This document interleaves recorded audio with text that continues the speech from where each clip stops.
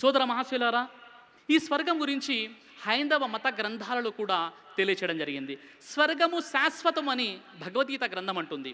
భగవద్గీత గ్రంథంలోని 6వ అధ్యాయం 41వ శ్లోకాన్ని మనం పరిశీలిస్తే, శాశ్వతీహ సమా, ఆ స్వర్గము శాశ్వతమైనటువంటి స్థలం అని భగవద్గీత గ్రంథం తెలియజేస్తుంది. అలాగే భగవద్గీత గ్రంథాన్ని మనం పరిశీలిస్తే 18వ అధ్యాయం 62వ శ్లోకంలో, తమేవ శరణం గచ్చ సర్వభావేన భారత తత్ ప్రసాదాత్పరం శాంతి స్థానం ప్రాప్సిసి శాశ్వతం.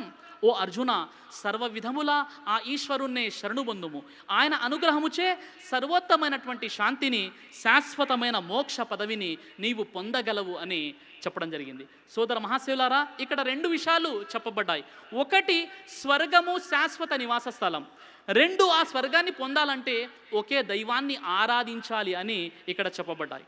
ఇంకా కఠోపనిషత్ 1వ అధ్యాయం 1వ వల్లి 12వ మంత్రంలో, స్వర్గలోకేన భయం కించ నాస్తి న తత్రత్వం న జరయా బిభేతి ఉభే తీర్త్వాసనాయా పిపాసే శోకాదిగో మోధతే స్వర్గలోకే.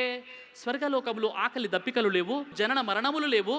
అక్కడ మనిషి సకల సుఖభోగాలను అనుభవిస్తూ స్వర్గంలో ఉంటాడు అని హిందూ మత గ్రంథాలు తెలియజేస్తున్నాయి.